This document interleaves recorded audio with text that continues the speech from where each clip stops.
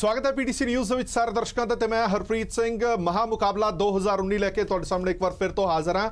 ਚੋਣ ਜਾਬਤੇ ਤੋਂ ਬਾਅਦ ਚੋਣ ਪ੍ਰਚਾਰ ਵੀ ਥੰਮ ਗਿਆ। ਜਿੰਨਾ ਵਾਹ ਲੱਗਣਾ ਸੀਗਾ ਸਾਰਾ ਵਾਹ ਪੋਲੀਟੀਕਲ ਪਾਰਟੀਆਂ ਨੇ ਸਿਆਸਤਦਾਨਾਂ ਨੇ ਲਾ ਚੁੱਕੇ ਨੇ ਔਰ ਹੁਣ ਚੱਲੇਗੀ ਸਿਰਫ ਵੋਟਰਾਂ ਦੀ। ਹੁਣ ਵੋਟਰ ਤੈਅ ਕਰਨਗੇ ਕਿਹਦੀ ਕਿਸਮਤ किस दे हथ होएगी और खास तौर पर जो भी इलैक्शनस आंदियां ने तो बहुत सारे मुद्दे उभारे जाते हैं।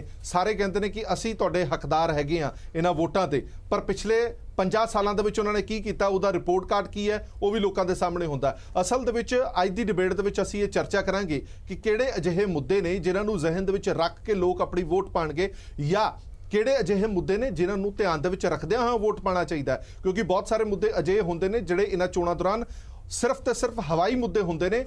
ਜਿਹੜੇ ਮੁੱਖ ਮੁੱਦੇ ਹੁੰਦੇ ਨੇ ਜਿਹੜੇ ਮੌਲਿਕ ਜ਼ਰੂਰਤਾਂ ਦੇ ਮੁੱਦੇ ਹੁੰਦੇ ਨੇ ਉਹਨਾਂ ਨੂੰ ਅੱਖੋਂ ਪਰੋਖੇ ਕਰਨ ਦੇ ਲਈ ਅਜਿਹੇ ਮੁੱਦਿਆਂ ਨੂੰ ਹਵਾ ਦਿੱਤੀ ਜਾਂਦੀ ਹੈ ਤਾਂ ਜੋ ਅਸਲ ਮੁੱਦਿਆਂ ਦੀ ਕੋਈ ਗੱਲ ਨਾ ਕਰੇ। ਸੋ ਇਸ ਲਈ ਅੱਜ ਦਾ ਪੈਨਲ ਲੈ ਕੇ ਤੁਹਾਡੇ ਸਾਹਮਣੇ ਹਾਜ਼ਰ ਹੋਏ ਆ ਕਿ ਅਸਲ ਮੁੱਦਿਆਂ ਤੇ ਗੱਲਬਾਤ ਵੀ ਕੀਤੀ ਜਾਵੇ। ਇਸ ਤੋਂ ਇਲਾਵਾ ਪੰਜਾਬ ਦੇ ਵਿੱਚ ਬਹੁਤ ਸਾਰੀਆਂ ਥਾਵਾਂ ਤੇ ਹੌਟ ਸੀਟਸ ਬਣੀਆਂ ਹੋਈਆਂ ਨੇ, ਉਹਨਾਂ ਤੇ ਵੀ ਚਰਚਾ ਕਰਾਂਗੇ ਕਿ ਕਿੰਨੀ ਫਸਵੀਂ ਟੱਕਰ ਹੈ, ਕਿੱਥੇ ਤਿਕੋਣਾ ਮੁਕਾਬਲਾ, ਕਿੱਥੇ ਆਮੋ ਸਾਹਮਣੇ ਦਾ ਮੁਕਾਬਲਾ ਹੈ ਔਰ ਕਿਹੜੇ-ਕਿਹੜੇ ਮੁੱਦੇ ਉਹਨਾਂ ਥਾਵਾਂ ਤੇ ਹਾਵੀ ਰਹਿਣਗੇ। ਸਾਡੇ ਨਾਲ ਖਾਸ ਪੈਨਲ ਮੌਜੂਦ ਹੈ। ਸਭ ਤੋਂ ਪਹਿਲਾਂ ਜਾਣ ਪਛਾਣ ਕਰਾ ਦਈਏ, ਸਾਡੇ ਨਾਲ ਡਾਕਟਰ ਪਿਆਰੇ ਲਾਲ ਗਰਗ ਸਾਹਿਬ ਮੌਜੂਦ ਨੇ, ਸਿਆਸੀ ਮਾਹਰ ਨੇ। प्रभजोत सिंह जी मौजूद ने, कार्यकारी संपादक ने पीटीसी न्यूज़ से। प्रोफैसर मनजीत सिंह जी सियासी माहर ने। साधु सिंह बराड़ साहब सीनियर पत्रकार ने और CL बैंस साहब साबका चोण कमिश्नर है पंजाब। बहुत बहुत स्वागत है सारे मेहमानों का। सो जिस तरह मैं तुहानूं पहलां कहा कि बड़ा जरूरी है सोचना तो समझना कि लोग अपने वोट हक का इस्तेमाल करन जा रहे हैं, किवें दा उन्होंने उम्मीदवार चुनना है, किहड़े उन्होंने मुद्दे ने, कि उन्होंने मुख मुद्दों तो भटकाउण की कोशिश तो नहीं की जा रही। ये सारे चर्चा दे विच रहणगे। मैं शुरुआत गरग साहब तुहाडे तो करांगा। ਪੰਜਾਬ ਦੇ ਚੋਣ ਪ੍ਰਚਾਰ ਦਾ ਤੁਸੀਂ ਹਾਲ ਵੇਖ ਹੀ ਲਿਆ ਕਿ ਕਿਸ ਤਰ੍ਹਾਂ ਦੇ ਇਲਜ਼ਾਮਬਾਜ਼ੀਆਂ ਵੀ ਲੱਗੀਆਂ, ਮੁੱਦੇ ਵੀ ਚੁੱਕੇ ਗਏ, ਕਈ ਤਰ੍ਹਾਂ ਦੀਆਂ ਅਜਿਹੀਆਂ ਗੱਲਾਂ ਵੀ ਸਾਹਮਣੇ ਆਈਆਂ ਕਿ ਪਿਛਲੀਆਂ ਸਰਕਾਰਾਂ ਨੇ ਅਜਿਹੇ ਮੁੱਦੇ ਖੜੇ ਕੀਤੇ ਤਾਂ ਜੋ ਮੁੱਖ ਮੁੱਦਿਆਂ ਤੋਂ ਲੋਕਾਂ ਦਾ ਧਿਆਨ ਭਟਕਾਇਆ ਜਾਵੇ। ਤੁਸੀਂ ਇਸ ਪੂਰੇ ਪ੍ਰਚਾਰ ਨੂੰ ਕਿਸ ਤਰ੍ਹਾਂ ਵੇਖਿਆ? ਦੇਖੋ, ਪੰਜਾਬ ਦੇ ਵਿੱਚ ਸਭ ਤੋਂ ਵੱਡੀ ਵੈਸੇ ਤਾਂ ਪੂਰੇ ਮੁਲਕ ਦੇ ਵਿੱਚ ਇਹ ਹੋਇਆ ਹੈ। ਪੰਜਾਬ ਦੇ ਵਿੱਚ ਖਾਸ ਕਰਕੇ ਸੈਂਟੀਮੈਂਟਲ ਮੁੱਦੇ ਬਹੁਤ ਜ਼ਿਆਦਾ ਉਭਾਰਨ ਦੀ ਕੋਸ਼ਿਸ਼ ਕਰੀ ਗਈ ਹੈ, ਜਦ ਕਿ ਜਿਹੜੇ ਪੰਜਾਬ ਦੇ ਅਸਲੀ ਮੁੱਦੇ ਨੇ ਉਹਨਾਂ ਤੇ ਕਿਸੇ ਵੀ ਧਿਰ ਨੇ, ਤਿੰਨ ਧਿਰਾਂ ਮੁੱਖ ਰੂਪ ਦੇ ਵਿੱਚ ਆਪਦੇ ਆਪ ਨੂੰ ਕਲੇਮ ਕਰਦੀਆਂ ਨੇ, ਜਿਹਦੇ ਅਕਾਲੀ ਬੀਜੇਪੀ ਕਹਿ ਲਓ, ਇੱਕ ਕਾਂਗਰਸ ਹੈ ਤੇ ਆਪ ਵਾਲੇ ਵੀ ਕਹਿੰਦੇ ਨੇ ਅਸੀਂ ਵੀ ਇੱਕ ਪੈਰਲਲ ਧਿਰਾਂ, ਹਾਲਾਂਕਿ ਚੌਥੀ ਵੀ ਆ ਗਈ PDA ਦੇ ਰਾਹੀਂ। ਤੇ ਕਿਸੇ ਨੇ ਵੀ ਉਸ ਤਰੀਕੇ ਨਾਲ ਨਾ ਤਾਂ ਕਿਸਾਨਾਂ ਦੀ ਸੁਈਸਾਈਡ ਦਾ ਮੁੱਦਾ ਚੁੱਕਿਆ, ਕਿਸਾਨੀ ਪੰਜਾਬ ਦੀ ਸਭ ਤੋਂ ਪਿੱਛੇ ਕਿਉਂ ਜਾ ਰਹੀ ਹੈ, ਮਜ਼ਦੂਰ ਕਿਉਂ ਸੁਈਸਾਈਡ ਕਰ ਰਿਹਾ ਹੈ, ਨਾ ਇੱਥੋਂ ਦੀ ਬੇਰੁਜ਼ਗਾਰੀ ਦਾ ਮਾਮਲਾ ਚੁੱਕਿਆ। ਵੈਸੇ ਸਾਰਿਆਂ ਨੇ ਕਰੀ ਨੇ, ਕਿਸੇ ਨੇ ਕਿਹਾ ਅਸੀਂ ਘਰ ਘਰ ਰੁਜ਼ਗਾਰ ਦੇ ਦਾਂਗੇ, ਕਿਸੇ ਨੇ ਕਿਹਾ 25 ਲੱਖ ਦੇ ਦਾਂਗੇ, ਕਿਸੇ ਨੇ ਕਿਹਾ 20 ਲੱਖ ਨੂੰ ਰੁਜ਼ਗਾਰ ਦੇਵਾਂਗੇ। ਨਸ਼ਿਆਂ ਦਾ ਕਿਹਾ ਗਿਆ ਵੀ ਅਸੀਂ ਨਸ਼ੇ ਬੰਦ ਕਰਾਂਗੇ, ਹਰ ਇੱਕ ਨੇ ਕਿਹਾ, ਕੋਈ ਕਲੇਮ ਕਰਦਾ ਮੈਂ 17,000 ਜੇਲ੍ਹ 'ਚ ਪਾਦਾ, ਕੋਈ ਕਹਿੰਦਾ ਮੈਂ 14,000 ਪਾਤਾ, ਪਰ ਇਸ ਵੇਲੇ ਮੁੱਦੇ ਬਿਲਕੁਲ ਠੰਡੇ ਕੀ ਗੱਲ ਹੀ ਨਹੀਂ ਹੋਈ। ਠੰਡੇ ਹੋਣਾ ਹੋਰ ਗੱਲ ਹੀ ਨਹੀਂ ਕਰੀ। ਇਸੇ ਤਰ੍ਹਾਂ ਹੀ ਇੱਥੋਂ ਨੌਜਵਾਨ ਬਾਹਰ ਜਾ ਰਿਹਾ ਹੈ, ਹਿਜਰਤ ਹੋ ਰਹੀ ਹੈ ਬੇਸਿਕਲੀ ਬਹੁਤ ਵੱਡੇ ਪੱਧਰ ਤੇ। ਪੰਜਾਬ ਦਾ 1.5 ਲੱਖ ਨੌਜਵਾਨ ਪਿਛਲੇ ਸਾਲ ਬਾਹਰ ਚਲਾ ਗਿਆ, ਇਹਦੇ ਉੱਤੇ ਵੀ ਕਿਸੇ ਨੇ ਕੋਈ ਮੁੱਦਾ ਨਹੀਂ। ਤੁਹਾਨੂੰ ਇਹਦੇ ਪਿੱਛੇ ਸਿਆਸਤ ਕੀ ਲੱਗਦੀ ਹੈ? ਕਿਉਂਕਿ ਹਰ ਵਾਰ ਆ ਵਿਧਾਨ ਸਭਾ ਚੋਣਾਂ ਹੁਣ ਲੰਘ ਕੇ ਹਟੀਆਂ ਨੇ, ਉਹਨਾਂ ਵਿਧਾਨ ਸਭਾ ਚੋਣਾਂ 'ਚ ਸਾਰੇ ਮੁੱਦੇ ਐਗਜ਼ਿਸਟ ਕਰਦੇ ਸੀਗੇ। ਮੈਂ ਆ ਰਿਹਾ ਜੀ। ਇਹ ਮੁੱਦੇ ਜਿਹੜੇ ਨੇ, ਇਹਨਾਂ ਮੁੱਦਿਆਂ ਨੂੰ ਪਾਰਟੀਆਂ ਕੀ ਕਰਦੀਆਂ ਨੇ? ਪਾਰਟੀਆਂ ਦੇ ਕੋਲੇ ਕਿਉਂਕਿ ਪਰਿਵਾਰਵਾਦ ਹੈ, ਉਹ ਵਿਅਕਤੀਵਾਦ ਹੈ, ਸਿਆਸਤ ਜਿਹੜੀ ਉਹ ਵਪਾਰ ਬਣ ਚੁੱਕੀ, ਉਹ ਤੋਂ ਮੁਨਾਫੇ ਦੀ ਗੱਲ ਬਣ ਗਈ ਹੈ। ਇਸ ਕਰਕੇ ਉਹ ਪਾਰਟੀਆਂ, ਸਾਰੀਆਂ ਪਾਰਟੀਆਂ ਇਸ ਗੱਲ ਤੋਂ ਮੂੰਹ ਲੁਕਾਉਣ ਦੀ ਕੋਸ਼ਿਸ਼ ਕਰਦੀਆਂ ਨੇ, ਇੱਕ ਦੂਜੇ ਨੂੰ ਦੋਸ਼ ਦਿੰਦੀਆਂ ਨੇ ਜਦ ਵੀ ਕਰਦੀਆਂ। ਇਹ ਨਹੀਂ ਕਹਿੰਦੇ ਵੀ ਇਹਦਾ ਹੱਲ ਹੈ, ਦੋਸ਼ ਨਹੀਂ ਤੁਸੀਂ ਆਹ ਨਹੀਂ ਕਰਿਆ, ਉਹ ਕਹਿੰਦੇ ਮੈਂ ਚੰਗਾ, ਉਹ ਕਹਿੰਦਾ ਮੈਂ ਚੰਗਾ। ਇਹ ਸਾਡਾ ਜਿਹੜਾ ਸਭ ਤੋਂ ਵੱਡੀ ਤਰਾਸਦੀ ਹੈ, ਜਿਹਦੇ ਵਿੱਚ ਪੰਜਾਬ ਦੇ ਜਿਹੜੇ ਸਮੱਸਿਆ ਹੈ ਉਹਨੂੰ ਐਡਰੈਸ ਨਹੀਂ ਕੀਤਾ ਜਾ ਰਿਹਾ। ਸਾਰਿਆਂ ਨੂੰ ਪਤਾ ਹੈ 2014 ਦਾ ਸਰਵੇ ਪਿਆ ਸੋਸ਼ੋ ਇਕਨੋਮਿਕ ਕਿ 73% ਰੂਰਲ ਆਬਾਦੀ ਹੈ ਜਿਹੜੀ ਉਹ 5,000 ਤੋਂ ਘੱਟ ਗੁਜ਼ਾਰਾ ਕਰ ਰਹੀ ਹੈ। ਉਹਦੇ ਉੱਤੇ ਨਾ ਉਸ ਵਕਤ ਸਰਕਾਰ ਨੇ ਕੁਝ ਕਰਿਆ, ਨਾ ਜਿਹੜੀ ਉਸ ਤੋਂ ਬਾਅਦ ਬੜੇ ਦਮਗਜੇ ਮਾਰ ਕੇ ਆਈ 78 MLA ਜਿੱਤ ਕੇ ਆਈ, ਤੇ ਨਾ ਉਹਨੇ ਕੁਝ ਕਰਿਆ। ਜੇ ਤਾਂ ਕੁਝ ਕਰਿਆ ਹੁੰਦਾ ਫਿਰ ਤਾਂ ਦਿਖਦਾ, ਕਹਿਣ ਨੂੰ ਬੜਾ ਕੁਝ ਹੈ। ਸ਼ਾਇਦ ਇਹ ਮੁੱਦੇ ਵੀ ਹੁੰਦੇ ਜੇ ਕੀਤਾ ਹੁੰਦਾ ਤਾਂ ਮੁੱਦੇ ਵੀ, ਉਹ ਕਹਿੰਦੇ ਅਸੀਂ ਕਰਿਆ। ਇਹਦੇ ਨਸ਼ਿਆਂ ਦੇ ਉੱਤੇ ਇੱਕ ਸਰਕਾਰ ਦੇ ਵਿੱਚ ਈਵਨ ਉਹਨਾਂ ਦੀ ਮਤਲਬ ਕਹਾਂਗਾ ਮੈਂ ਵੀ ਇੰਨੀ ਦੁਰਗਤ ਪ੍ਰੈਕਟੀਕਲੀ ਹੋਈ ਵੀ ਨਸ਼ਾ ਕਰਕੇ ਲੋਕਾਂ ਨੇ ਸਵਾਲ ਕਰੇ, ਅੱਜ ਨਸ਼ਿਆਂ ਦਾ ਸਵਾਲ ਵੀ ਨਹੀਂ ਕਰਨ ਦਿੱਤਾ ਜਾ ਰਿਹਾ। ਇਸ ਕਰਕੇ ਅੱਜ ਜਿਹੜੇ ਪੰਜਾਬ ਦੇ ਅਸਲੀ ਮੁੱਦੇ ਨੇ, ਬੇਰੁਜ਼ਗਾਰੀ ਦਾ, ਕਿਸਾਨੀ ਦੇ ਸੁਈਸਾਈਡ ਦਾ, ਖੇਤੀ ਦੇ ਪਿੱਛੇ ਜਾਣ ਦਾ, ਨਸ਼ਿਆਂ ਦਾ, ਇਹਦੇ ਉੱਤੇ ਲੋਕਾਂ ਦੇ ਹਿਜਰਤ ਕਰਨ ਦਾ, ਔਰਤਾਂ ਦੀ ਇੱਜ਼ਤ ਦਾ, ਔਰਤਾਂ ਦੇ ਨਾਲ ਬਹੁਤ ਜਾਤੀਆਂ ਹੋ ਰਹੀਆਂ ਨੇ, ਇਹਨਾਂ ਦੇ ਉੱਤੇ ਸਾਨੂੰ ਜਵਾਨੀ ਦੇ ਵਾਸਤੇ, ਕਿਸਾਨੀ ਦੇ ਵਾਸਤੇ ਧਿਆਨ ਦੇਣਾ ਪਏਗਾ। ਠੀਕ ਹੈ, ਵੋਟ ਪਾਉਣ ਤੋਂ ਪਹਿਲਾਂ ਇਹਨਾਂ ਗੱਲਾਂ ਨੂੰ ਜ਼ਿਹਨ ਦੇ ਵਿੱਚ ਜ਼ਰੂਰ ਰੱਖਿਓ ਜਿਹੜੀਆਂ ਗੱਲਾਂ ਇੱਥੇ ਵਿਚਾਰੀਆਂ ਜਾ ਰਹੀਆਂ ਨੇ। ਮੈਂ ਪ੍ਰਭਜੋਤ ਸਿੰਘ ਜੀ ਤੁਹਾਡੇ ਤੋਂ ਜਾਣਨਾ ਚਾਹੁੰਦਾ ਕਿ ਤੁਹਾਨੂੰ ਇੱਕ ਕਈ ਦਹਾਕਿਆਂ ਤੋਂ ਤੁਸੀਂ ਕਵਰੇਜ ਕਰਦੇ ਆ ਰਹੇ ਹੋ ਚੋਣਾਂ ਦੇ ਮਾਹੌਲ ਦੀ। ਹਰ ਵਾਰ ਇਹ ਦੇਖਿਆ ਕਿ ਜਦੋਂ ਵੀ ਮੁਲਕ ਦੇ ਵਿੱਚ ਚੋਣਾਂ ਹੁੰਦੀਆਂ ਨੇ ਹਰ ਵਾਰ ਕੁਝ ਵੱਖਰਾ ਹੀ ਰੰਗ ਦੇਖਣ ਨੂੰ ਮਿਲਦਾ ਚੋਣਾਂ ਦਾ, ਔਰ ਇਸ ਵਾਰ ਵੀ ਵੱਖਰਾ ਹੀ ਰੰਗ ਦੇਖਣ ਨੂੰ। ਜੇ ਪੰਜਾਬ ਦੇ ਸੰਦਰਭ 'ਚ ਗੱਲ ਕੀਤੀ ਜਾਵੇ ਤਾਂ ਬੜੇ ਸਾਰੇ ਸੈਂਸਿਟਿਵ ਮੁੱਦਿਆਂ ਨੂੰ ਫਿਰ ਤੋਂ ਉਭਾਰਨ ਦੀ ਕੋਸ਼ਿਸ਼ ਵੀ ਕੀਤੀ ਗਈ ਹੈ ਔਰ ਉਹਦੇ ਪਿੱਛੇ ਵਿਰੋਧੀ ਧਿਰਾਂ ਇਹ ਕਹਿੰਦੀਆਂ ਨੇ ਕਿ ਇਹਦੇ ਪਿੱਛੇ ਗੱਲ ਇਹ ਹੈ ਕਿ ਜਿਹੜੇ ਕੰਮ ਕੀਤੇ ਜਾਣੇ ਚਾਹੀਦੇ ਸੀ ਉਹ ਕੰਮ ਨਹੀਂ ਹੋਏ, ਇਸ ਕਰਕੇ ਇਦਾਂ ਦੇ ਮੁੱਦੇ ਉਭਾਰੇ ਜਾਂਦੇ ਨੇ ਤਾਂ ਜੋ ਉਹਨਾਂ ਤੇ ਪਰਦਾ ਪੈ ਜੇ। ਤੁਸੀਂ ਵੀ ਇਹ ਮੰਨਦੇ ਹੋ? ਦੇਖੋ ਹਰਪ੍ਰੀਤ, ਇਹ ਗੱਲ ਤੁਹਾਡੀ ਬਿਲਕੁਲ ਠੀਕ ਹੈ ਕਿ ਪੰਜਾਬ ਹਮੇਸ਼ਾ ਪੰਜਾਬ ਵਿੱਚ ਚੋਣਾਂ ਵੇਲੇ ਜਿਹੜੇ ਮੁੱਦੇ ਉੱਠਦੇ ਨੇ ਉਹ ਬਾਕੀ ਦੇਸ਼ ਨਾਲੋਂ ਅਲੱਗ ਹੁੰਦੇ ਨੇ। ਉਹਦੇ ਕਈ ਸਾਰੇ ਕਾਰਨ ਨੇ। ਪੰਜਾਬ ਨੇ ਜੋ ਸੰਤਾਪ 47 ਤੋਂ ਲੈ ਕੇ ਹੁਣ ਤੱਕ ਭੋਗਿਆ, ਉਹਦੇ ਵਿੱਚ ਬੇਸਿਕ ਕਾਰਨ ਇਹ ਹੈ ਕਿ ਪੰਜਾਬ ਨੂੰ ਕੇਂਦਰ ਨੇ ਹਮੇਸ਼ਾ ਇੱਕ ਮਤਰੇ ਪੁੱਤਾਂ ਨੂੰ ਟ੍ਰੀਟ ਕੀਤਾ। ਪੰਜਾਬ ਵਿੱਚ ਦੁਖਾਂਤ ਜੇ ਆਤੰਕਵਾਦ ਆਇਆ ਤਾਂ ਕਿਉਂ ਆਇਆ? ਬੇਸਿਕਲੀ ਉਹਦੇ ਕਾਰਨ ਸੋਸ਼ੋ ਇਕਨੋਮਿਕ ਕਾਰਨ ਸੀਗੇ, ਧਰਮ ਨੂੰ ਨਾਲ ਜੋੜਿਆ ਗਿਆ। ਕਾਰਨ ਤਾਂ ਇਹ ਸੀਗਾ ਕਿ ਅਨਐਮਪਲੋਇਮੈਂਟ ਵੱਧ ਰਹੀ ਸੀ ਜੀ, ਖੇਤੀ ਅਨਰੈਮੂਨਰੇਟਿਵ ਹੋ ਗਈ ਸੀ, ਫੌਜ ਵਿੱਚ ਜਾਣੀ ਇਨਟੇਕ ਘਟ ਗਈ ਸੀ ਔਰ ਨਵਾਂ ਵੀਜ਼ਾ ਰਜੀਮ ਲਾਗੂ ਹੋਈ ਸੀ, ਬਾਹਰਲੇ ਕੰਟਰੀ ਜਾਣਾ ਤੇ ਵੀਜ਼ਾ ਲੱਗਿਆ ਸੀ ਔਰ ਫੌਜੀ ਜਿਹੜੇ 18 ਸਾਲ 20 ਸਾਲ ਕੰਮ ਕਰਕੇ ਟ੍ਰੇਨਡ ਹੁੰਦੇ ਨੇ 35 ਸਾਲ 36 ਸਾਲ ਦੀ ਉਮਰ 'ਚ ਵਾਪਸ ਘਰ ਆ ਜਾਂਦਾ ਸੀ। ਇੰਪਲੋਇਮੈਂਟ ਸੀ ਨਹੀਂ ਤੇ ਉਹਨਾਂ ਨੂੰ ਇੱਕ ਧਰਮ ਦੇ ਨਾਂ ਤੇ ਇੱਕ ਮੋਰਚਾ ਮਿਲ ਗਿਆ ਜਾਂ ਪ੍ਰੋਟੈਕਸ਼ਨ ਮਿਲ ਗਈ, ਉਹ ਇੱਕ ਵੱਡਾ ਇਸ਼ੂ ਬਣ ਗਿਆ। ਠੀਕ ਹੈ। ਉਸ ਤੋਂ ਬਾਅਦ ਕੀ ਹੋਇਆ ਕਿ ਪਹਿਲਾਂ 47 ਤੋਂ ਹੋਇਆ, ਫਿਰ 66 ਵਿੱਚ ਰੀਆਰਗਨਾਈਜੇਸ਼ਨ ਹੋਈ। 66 ਤੋਂ ਬਾਅਦ ਤੁਸੀਂ ਦੇਖ ਲਓ ਜੋ ਵੀ ਪੰਜਾਬ 'ਚ ਹੁੰਦਾ ਰਿਹਾ ਕਿ ਪੰਜਾਬ ਵਿੱਚ ਕੇਂਦਰ ਨੇ ਇੱਕ ਵੀ ਵੱਡੀ ਇੰਡਸਟਰੀ ਨਹੀਂ ਲਿਆਂਦੀ। ਜੇ ਖੇਤੀ ਸਾਡੀ ਅਨਰੈਮੂਨਰੇਟਿਵ ਹੋ ਰਹੀ ਸੀ ਤਾਂ ਉਹਦੀ ਚੋਇਸ ਇਹ ਸੀਗੀ ਕਿ ਨਾਲ ਅਸੀਂ ਇੰਡਸਟਰੀ ਨੂੰ ਡਿਵੈਲਪ ਕਰਦੇ, ਨਹੀਂ ਕੀਤਾ ਗਿਆ। ਐਜੂਕੇਸ਼ਨ ਨੂੰ ਡਿਵੈਲਪ ਨਹੀਂ ਕੀਤਾ ਗਿਆ, ਹੈਲਥ ਕੇਅਰ ਨੂੰ ਡਿਵੈਲਪ ਨਹੀਂ ਕੀਤਾ ਗਿਆ ਪੰਜਾਬ ਵਿੱਚ। ਔਰ ਕੀ ਹੋਇਆ ਕਿ ਪੰਜਾਬ ਦੀਆਂ ਸਮੱਸਿਆਵਾਂ ਵੱਧਦੀਆਂ ਗਈਆਂ। ਜੇ ਸਾਡੇ ਕੋਲ ਇੱਕ ਚੀਜ਼ ਆਈ ਪੰਜਾਬ ਵਿੱਚ ਖੇਤੀ, ਉਹ ਇਸ ਕਰਕੇ ਆਈ ਕਿ ਸਾਨੂੰ ਇੱਕ ਅਮਰੀਕਨ ਏਡ ਮਿਲੀ, PL 480 ਕਹਿੰਦੇ ਸੀ ਜਿਹਨੂੰ। ਉਹਦੇ ਨਾਲ ਅਮਰੀਕਾ ਨੇ ਪੰਜਾਬ ਨੂੰ ਚੁਣਿਆ ਆਪਣੀ ਇੱਕ ਐਕਸਪੈਰੀਮੈਂਟ ਜ਼ੋਨ ਵਜੋਂ ਔਰ ਪੰਜਾਬ ਐਗਰੀਕਲਚਰ ਯੂਨੀਵਰਸਿਟੀ ਸਟੈਬਲਿਸ਼ ਕੀਤੀ ਗਈ, ਜਿਹੜੀ ਕਿ ਸਿਰਫ ਬੇਸਿਕਲੀ ਇਨੀਸ਼ੀਅਲੀ ਇੱਕ ਐਕਸਪੈਰੀਮੈਂਟੇਸ਼ਨ ਜ਼ੋਨ ਸੀ। ਅਮਰੀਕਾ ਨੂੰ ਆਪਣੀਆਂ ਜਿਹੜੀਆਂ ਚੀਜ਼ਾਂ ਨਵੀਆਂ ਚੀਜ਼ਾਂ ਟਰਾਈ ਕਰਨੀਆਂ ਸੀ ਉਹ ਹਿੰਦੁਸਤਾਨ ਦੀ ਧਰਤੀ ਟਰਾਈ ਕਰਦੇ ਸੀ। ਉਹ ਸਾਡੀ ਯੂਨੀਵਰਸਿਟੀ ਮਿਲ ਗਈ। ਯੂਨੀਵਰਸਿਟੀ ਨੇ ਸਾਡਾ ਗ੍ਰੀਨ ਰੈਵੋਲੂਸ਼ਨ ਲੈ ਕੇ ਆਂਦਾ। ਲੇਕਿਨ ਗ੍ਰੀਨ ਰੈਵੋਲੂਸ਼ਨ ਨਾਲ ਕੀ ਹੋਇਆ ਕਿ ਅਸੀਂ ਦੇਸ਼ ਨੂੰ ਅੰਨ ਤਾਂ ਦਿੱਤਾ, ਲੇਕਿਨ ਅੱਜ ਹਾਲ ਇਹ ਹੋ ਗਿਆ ਕਿ ਕਿਸਾਨ ਦੀ ਦਸ਼ਾ ਇੰਨੀ ਮਾੜੀ ਹੋ ਗਈ ਕਿ ਅਸੀਂ ਇੰਨੀ ਹਾਈਲੀ ਮੈਕਨਾਈਜ਼ਡ ਔਰ ਇੰਨੀ ਹਾਈਲੀ ਸਾਇੰਟਿਫਿਕ ਫਾਰਮਿੰਗ ਕੀਤੀ ਹੈ ਕਿ ਅਸੀਂ ਪੈਸਟੀਸਾਈਡ, ਇਨਸੈਕਟੀਸਾਈਡ, ਫਰਟੀਲਾਈਜ਼ਰ ਇੰਨਾ ਯੂਜ਼ ਕੀਤਾ ਤੇ ਉਹ ਕੀ ਹੋ ਗਿਆ, ਸਾਡਾ ਪੌਂਡ ਪਾਣੀ ਵੀ ਖਰਾਬ ਹੋ ਗਿਆ, ਜ਼ਮੀਨ ਵੀ ਖਰਾਬ ਹੋ ਗਈ ਔਰ ਕਿਸਾਨ ਕਰਜ਼ੇ ਵਿੱਚ ਵਧੀ ਗਿਆ ਬਿਕਾਜ਼ ਸਾਡੀ ਕਾਸਟ ਆਫ ਪ੍ਰੋਡਕਸ਼ਨ ਬਹੁਤ ਹਾਈ ਸੀ। ਔਰ ਕੇਂਦਰ ਨੇ ਕਦੇ ਵੀ ਇਹਨਾਂ ਮੁੱਦਿਆਂ ਵੱਲ ਧਿਆਨ ਨਹੀਂ ਦਿੱਤਾ। ਫੌਜ ਵਿੱਚ ਜਿਹੜੀ ਗਿਣਤੀ ਸੀ ਏਬਲ ਬੋਡੀਡ ਰੇਸ਼ੋ ਲਗਾ ਦਿੱਤੀ ਗਈ ਕਿ ਜਿੰਨੀ ਤੁਹਾਡੀ ਪਾਪੂਲੇਸ਼ਨ ਉਹ ਸਾਨੂੰ ਤੁਹਾਡੀ ਭਰਤੀ ਹੋਏਗੀ। ਕਿੱਥੇ ਸਾਡੇ 12 ਤੋਂ 17% ਫੌਜ ਵਿੱਚ ਸਟਰੈਂਥ ਸੀਗੀ, ਕਿੱਥੇ ਉਹ ਘਟ ਕੇ 2-3% ਤੇ ਆ ਗਈ। ਸੋ ਹਰ ਤਰੀਕੇ ਨਾਲ ਮਾਰ ਪਈ ਪੰਜਾਬ ਨੂੰ ਔਰ ਕਦੇ ਵੀ ਕੇਂਦਰ ਨੇ ਉਹਨਾਂ ਚੀਜ਼ਾਂ ਧਿਆਨ ਦਿੱਤਾ। ਹੁਣ ਪੋਲੀਟੀਕਲ ਪਾਰਟੀਆਂ ਨੂੰ ਸੂਟ ਨਹੀਂ ਕਰਦਾ, ਪੰਜਾਬ ਛੋਟੀ ਜਿਹੀ ਸਟੇਟ ਆ, 13 ਮੈਂਬਰ ਨੇ ਜੀ, ਕਿ ਉਹ ਇਸ਼ੂਜ਼ ਨੂੰ ਐਡਰੈਸ ਕਰਨ। ਉਹ ਪੰਜਾਬ ਤਾਂ ਹਮੇਸ਼ਾ ਉਹਨਾਂ ਇੱਕ ਛੋਟਾ ਜਿਹਾ ਰੋਲ ਮਿਲਦਾ, ਇਸ ਕਰਕੇ ਕੇਂਦਰ ਨੇ ਨਾ ਕਦੇ ਸੀਰੀਅਸਲੀ ਲਿਆ ਔਰ ਨਾ ਹੀ ਸਾਡੇ ਕੋਲ ਇਸ ਤਰ੍ਹਾਂ ਦੇ ਕੋਈ ਜਿਹੜੇ ਹੁੰਦੇ ਨਾ ਕਿ ਇੱਕ ਜਾਇੰਟ ਪੋਲੀਟੀਸ਼ੀਅਨ ਹੋਣ ਜਿਹੜੇ ਪਾਰਲੀਮੈਂਟ ਪੰਜਾਬ ਦੀਆਂ ਗੱਲਾਂ ਕਰ ਸਕਣ, ਉਹ ਵੀ ਸਾਨੂੰ ਨਹੀਂ ਮਿਲੇ।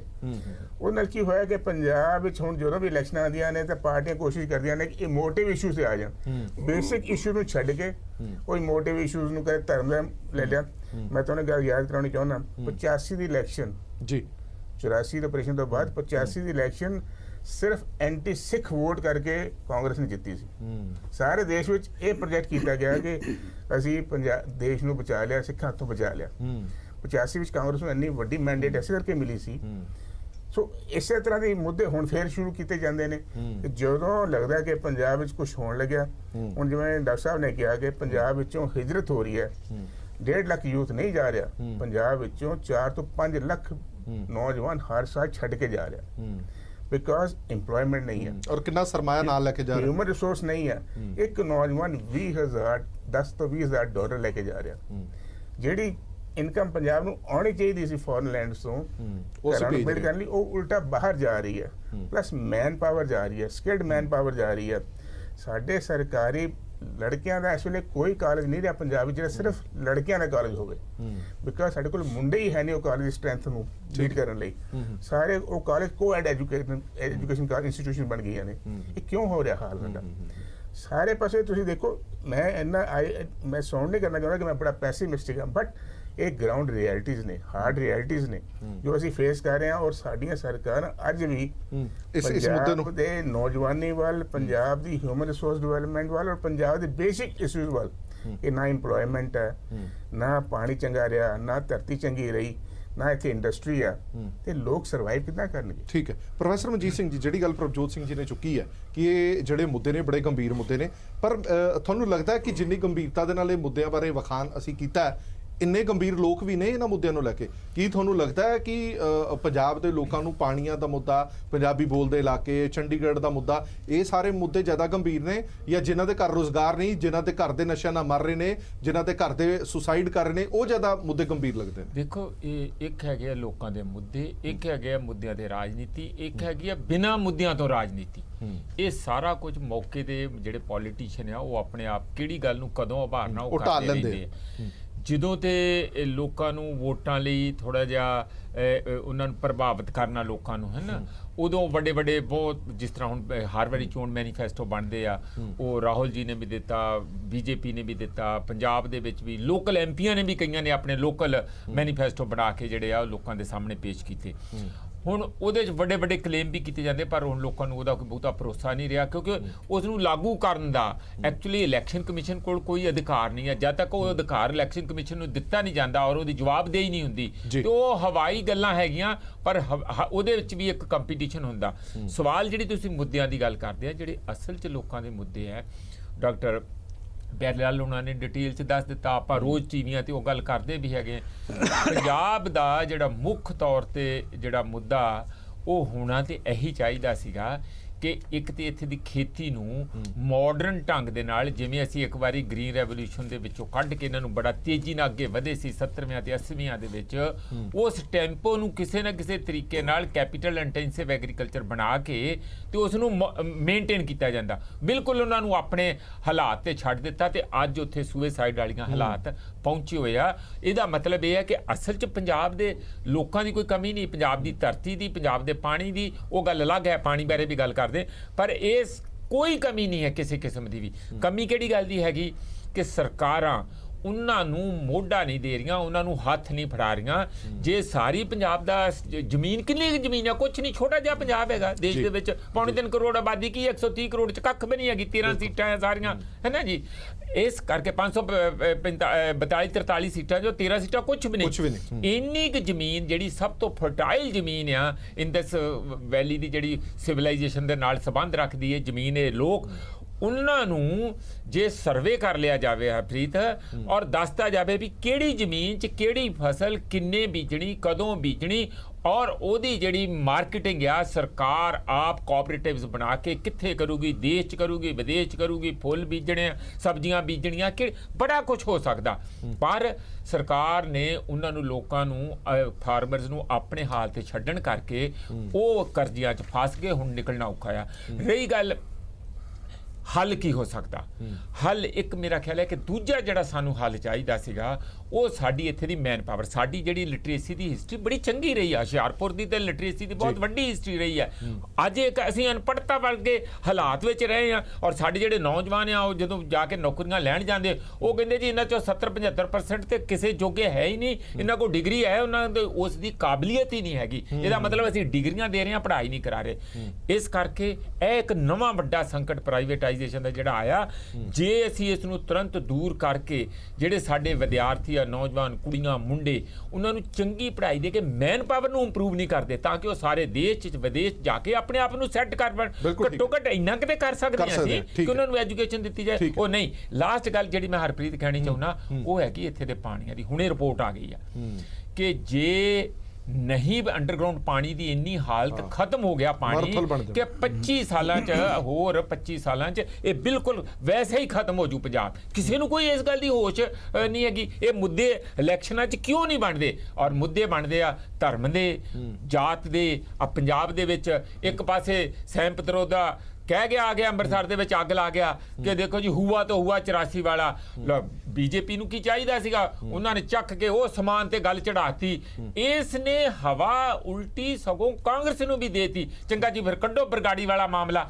ਜਾਣੀ ਇਹੋ ਜਿਹਾ ਗੰਦਲ ਚੌਦਿਆਂ ਪੈ ਗਈ ਔਰ ਹੋਰ ਹੀ ਕਿਸਮ ਦੀ ਧੂੜ ਉੱਡ ਗਈ ਔਰ ਲੋਕ ਜਿਹੜੇ ਵੇਖਦੇ ਹੀ ਵੇਖਦੇ ਰਹਿ ਗਏ ਕਿ ਸਾਡੇ ਮੁੱਦੇ ਤੇ ਆ ਸੀ, ਇਹਨਾਂ ਤੇ ਕੋਈ ਗੱਲ ਹੀ ਨਹੀਂ ਹੋਈ। ਸਾਰੇ ਦੇ ਸਾਰੇ ਧਾਰਮਿਕ ਮੁੱਦਿਆਂ ਦੇ ਉੱਤੇ ਤੁਸੀਂ ਕੇਂਦਰਿਤ ਕਰ। ਠੀਕ ਹੈ ਸਾਧੂ ਸਿੰਘ ਬਰਾੜ ਸਾਹਿਬ, ਤੁਸੀਂ ਲੋਕਾਂ ਦੇ ਵਿੱਚ ਵਿਚਰਦੇ ਰਹੇ ਹੋ, ਜਿਹੜੀ ਗੱਲ ਇਹ ਕਹਿ ਰਹੇ ਨੇ ਕਿ ਸਿਰਫ ਧਾਰਮਿਕ ਮੁੱਦਿਆਂ ਤੇ ਉਲਝ ਕੇ ਰਹਿ ਗਏ ਲੋਕ, ਪਰ ਬੜੀ ਸਾਰੀਆਂ ਰਿਪੋਰਟਾਂ ਇਹ ਵੀ ਆ ਰਹੀ ਕਿ ਲੋਕ ਬੜੇ ਸਮਝਦਾਰ ਹੋ ਗਏ ਨੇ, ਲੋਕਾਂ ਨੂੰ ਇਹ ਸਮਝ ਆ ਗਿਆ ਕਿ ਇਹ ਧਾਰਮਿਕ ਮੁੱਦਿਆਂ ਤੇ ਸਿਰਫ ਸਿਆਸਤਾਂ ਕਰਦੀਆਂ ਨੇ ਪਾਰਟੀਆਂ, ਸਾਡੇ ਮੁੱਦੇ ਹੋਰ ਨੇ, ਉਹਨਾਂ ਦੀ ਕੋਈ ਗੱਲ ਨਹੀਂ ਕਰਦਾ। ਸੋ ਇਸ ਵਾਰ ਲੱਗਦਾ ਹੈ ਕਿ ਤੁਹਾਨੂੰ ਉਹਨਾਂ ਮੁੱਦਿਆਂ ਤੇ ਪ੍ਰਭਾਵਿਤ ਨਹੀਂ ਹੋਣ ਵਾਲੀ ਵੋਟ, ਜਿਹੜੀ ਵਿਧਾਨ ਸਭਾ ਚੋਣਾਂ ਦੌਰਾਨ ਪ੍ਰਭਾਵਿਤ ਹੋਈ ਸੀ ਵੋਟ।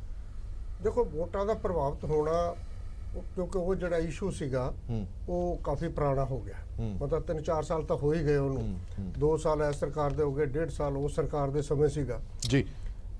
ਉਹਨਾਂ ਤਾਂ ਇਹਦਾ ਮੁੱਦੇ ਦਾ ਅਸਰ ਨਹੀਂ, ਲੇਕਿਨ ਕੁਝ ਇਲਾਕਿਆਂ 'ਚ ਕੁਛ ਨਾ ਕੁਛ ਹੋ ਸਕਦਾ, ਕਿਉਂਕਿ ਲੋਕ ਬਹੁਤ ਜਿਹੜੇ ਧਰਮ ਦੇ ਨਾਲ ਮੰਨਣ ਵਾਲੇ ਆ ਉਹ ਬਹੁਤ ਜੁੜੇ, ਉਹਨਾਂ ਦੀਆਂ ਭਾਵਨਾਵਾਂ ਜੁੜੀਆਂ ਹੁੰਦੀਆਂ। ਲੇਕਿਨ ਸਵਾਲ ਉੱਠਦਾ, ਮੈਨੂੰ ਵੀ 40-50 ਸਾਲ ਹੋ ਗਏ ਇਹਨਾਂ ਦੇ ਸਰਕਲ 'ਚ ਸਿਆਸਤ ਦੇ ਵਿਚਰਦਿਆਂ ਜੀ, ਨੇੜੇ ਹੋ ਕੇ ਬਹੁਤ ਵੇਖਿਆ। ਲੇਕਿਨ ਸ਼ਾਇਦ ਇਹ ਪਹਿਲੀ, ਹੋ ਸਕਦਾ ਮੈਂ ਕਿਤੇ ਗਲਤ ਹੋਵਾਂ, ਇਹ ਪਹਿਲੀ ਚੋਣ ਹੈ ਜਿਹਦੇ ਵਿੱਚ ਟੋਟਲ ਤੇ ਟੋਟਲ ਜਿਹੜਾ ਮੁੱਦਾ ਸੀ ਉਹ ਇੱਕ ਬਰਗਾੜੀ ਮੋਰਚਾ ਤੇ ਇੱਕ ਸਿੱਖਾਂ ਦੇ ਕਤਲੇਆਮ। ਕੋਈ ਕਦੇ ਹੈਰਾਨੀ ਦੀ ਗੱਲ ਹੈ, ਮੌਕਾ ਹੀ ਨਹੀਂ ਦਿੱਤਾ। ਜਿਹੜਾ ਬੰਦਾ ਮੁੱਦਾ ਉਠਾਉਣਾ ਚਾਹੁੰਦਾ ਸੀ ਨਾ ਵੀ ਉਹ ਲੋਕਾਂ ਦੇ ਮੁੱਦੇ ਉਠਾਵੇ, ਉਹਨੂੰ ਮੌਕਾ ਹੀ ਨਹੀਂ ਮਿਲਿਆ। ਮਤਲਬ ਇਹ ਸਭ ਤੋਂ ਵੱਡੀ ਤਰਾਸਦੀ ਹੈ।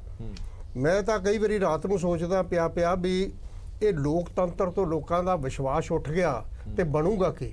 ਹੁਣ ਬੜੀ ਲੰਬਾ ਚੌੜਾ ਵੇਖਦਿਆਂ ਲੋਕਤੰਤਰ ਇਸ ਗਿਰਾਵਟ ਵੱਲ ਆ ਰਿਹਾ ਹੈ ਕਿ ਮਤਲਬ ਸਿਰਫ ਵੋਟਾਂ ਹਾਸਲ ਕਰਨੀਆਂ ਹੈ ਤੇ ਹੋਰ ਕੁਝ ਨਹੀਂ ਬਾਕੀ ਬਚਿਆ। ਕੋਈ ਬਰਾੜ ਸਾਹਿਬ, ਇਹ ਤੁਹਾਨੂੰ ਨਹੀਂ ਲੱਗਦਾ ਕਿ ਜਿਹੜੀ ਸੱਤਾ ਧਿਰ ਹੁੰਦੀ ਹੈ ਉਹਦੇ ਲਈ ਜ਼ਿਆਦਾ ਫਾਇਦੇਮੰਦ ਹੁੰਦੀ ਹੈ ਚੀਜ਼, ਕਿਉਂਕਿ ਜਵਾਬਦੇਹੀ ਸੱਤਾ ਧਿਰ ਦੀ ਜ਼ਿਆਦਾ ਹੁੰਦੀ ਹੈ। ਜੇ ਪੰਜਾਬ ਦੀ ਆਪਾਂ ਸੰਦਰਭ ਦੀ ਗੱਲ ਕਰਦੇ ਹਾਂ, ਜਿਹੜੇ ਇਸ਼ੂ ਦੀ ਤੁਸੀਂ ਗੱਲ ਕਰ ਰਹੇ ਹੋ, ਭਾਵੇਂ ਬਰਗਾੜੀ ਦੀ ਗੱਲ ਹੈ ਜਾਂ ਹੋਰ ਸਿੱਖ ਕਤਲੇਆਮ ਦੀ ਗੱਲ ਹੈਗੀ ਹੈ, ਮੁੱਦੇ ਸਭ ਤੋਂ ਵੱਡੇ ਸੱਤਾ ਧਿਰ ਦੇ ਹੁੰਦੇ ਨੇ ਕਿ ਤੁਸੀਂ 2-2.5 ਸਾਲਾਂ 'ਚ ਕੀ ਕੀਤਾ, ਉਹਨਾਂ ਮੁੱਦਿਆਂ ਤੇ ਪਰਦਾ ਨਹੀਂ ਪੈ ਗਿਆ। ਮੈਂ ਇਹੋ ਹੀ ਗੱਲ ਤੁਹਾਨੂੰ ਕਿਹਾ ਵੀ ਉਹਨਾਂ ਨੇ ਮੁੱਦਾ ਹੀ ਇਹੋ ਜਿਹਾ ਚੁਣਿਆ ਕਿਉਂਕਿ ਉਹਨਾਂ ਕੋਲੇ ਸਰਕਾਰ ਦੀ ਕਾਰਗੁਜ਼ਾਰੀ ਦੇ ਬਾਰੇ 'ਚ ਕਹਿਣ ਲਈ ਕੁਝ ਹੈ ਹੀ ਨਹੀਂ ਸੀ। 2-2.5 ਸਾਲਾਂ 'ਚ ਜੇ ਕੁਝ ਹੋਇਆ ਹੁੰਦਾ ਤਾਂ ਉਹ ਸਾਹਮਣੇ ਲੱਗਦੇ ਨੇ ਕੋਲ ਇਹ ਮੁੱਦਾ ਚੁਣਿਆ। ਸਵਾਲ ਇੱਥੇ ਉੱਠਦਾ ਹੈ ਕਿ ਮੈਂ 1970-72 'ਚ ਵੀ ਇਹ ਚੀਜ਼ ਵੇਖੀ ਆ ਜੀ। ਮੁਕਾਬਲਤਨ ਕੰਪੈਰੇਟਿਵਲੀ ਉਸ ਵੇਲੇ ਦੇ ਜੋ ਸਿਆਸਤਦਾਨ ਸੀ ਉਹ ਫਿਰ ਲੋਕਾਂ ਦੇ ਮਾਮਲਿਆਂ 'ਚ ਗੰਭੀਰ ਸੀ। ਜਿਵੇਂ ਅਸੀਂ ਸਗਾ ਜ਼ਿਆਦਾ ਕਹਿੰਦੇ ਕਿ ਪੜ੍ਹੇ ਲਿਖੇ ਆ ਰਹੇ ਆ, ਕੁਛ ਆ ਰਹੇ ਆ, ਉਹਨਾਂ 'ਚ ਇਹ ਨੁਕਸਾਨ ਗਿਰਾਵਟ ਆ ਰਹੀ ਹੈ। ਉਹ ਕੋਈ ਸਮਝਦੇ ਸੀ ਵੀ ਸਾਡੀ ਲੋਕਾਂ ਪ੍ਰਤੀ ਕੋਈ ਜ਼ਿੰਮੇਵਾਰੀ ਹੈਗੀ ਹੈ। ਮੈਂ ਜਿਹੜੇ 1970 ਦੇ ਸਿਆਸਤਦਾਨ ਸੀ ਜਾਂ ਕੁਛ ਹੈ 72 ਵੇਲੇ ਵੀ ਮੈਂ ਦੇਖਿਆ, ਉਹ ਕਾਫੀ ਗੰਭੀਰ ਹੁੰਦੇ ਸੀ, ਸਿਆਸਤ ਵੀ ਕਰਦੇ ਸੀ, ਠੀਕ ਹੈ ਜੀ, ਲੇਕਿਨ ਉਹ ਲੋਕਾਂ ਦੇ ਪ੍ਰਤੀ ਜਦੋਂ ਜਿੱਤ ਲੈਂਦੇ ਸੀ ਉਦੋਂ ਜਵਾਬਦੇਹੀ ਹੁੰਦੀ ਸੀ ਔਰ ਵਿਰੋਧੀ ਧਿਰ ਨਾਲ ਕਈ ਇਸ਼ੂ ਦੇ ਉੱਤੇ ਡਿਸਕਸ਼ਨ ਵੀ ਹੁੰਦੀ ਸੀ।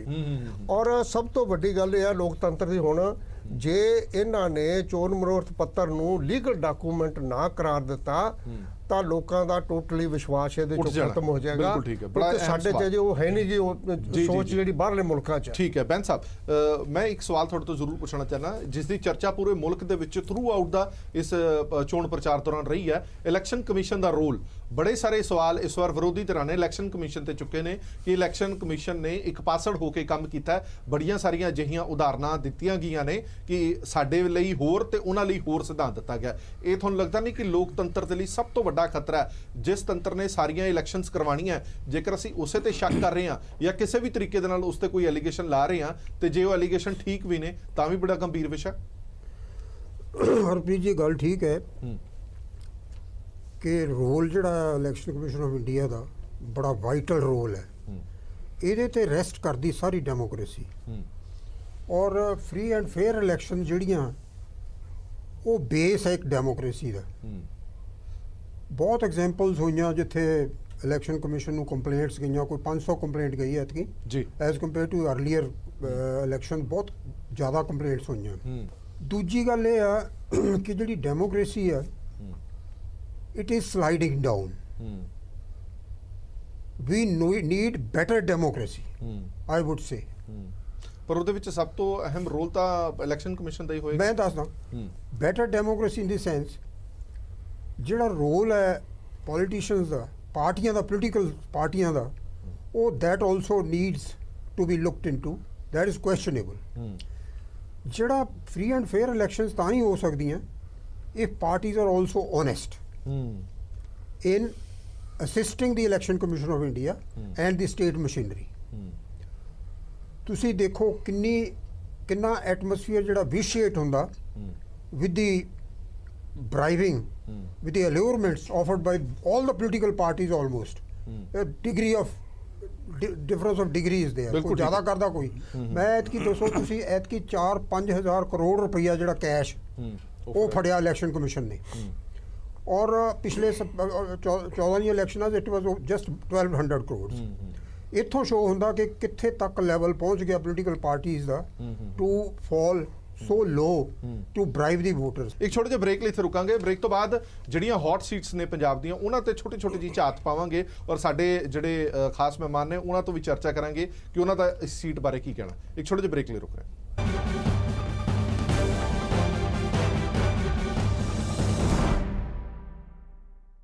ਬ੍ਰੇਕ ਤੋਂ ਬਾਅਦ ਦਰਸ਼ਕਾਂ ਦਾ ਇੱਕ ਵਾਰ ਫਿਰ ਤੋਂ ਸਵਾਗਤ ਹੈ। ਸਾਡੀ ਵਿਚਾਰ ਚਰਚਾ ਜਾਰੀ ਹੈ। ਕੁਝ ਹੀ ਘੰਟੇ ਰਹਿ ਗਏ ਨੇ ਔਰ ਵੋਟਾਂ ਪੈਣਗੀਆਂ ਪੰਜਾਬ ਦੇ ਵਿੱਚ, ਔਰ ਇਹ ਕਿਹਾ ਜਾ ਰਿਹਾ ਕਿ ਲੋਕ ਬੜੇ ਚੁਕੰਨੇ ਹੋ ਗਏ ਨੇ ਆਪਣੇ ਵੋਟ ਅਧਿਕਾਰ ਨੂੰ ਲੈ ਕੇ।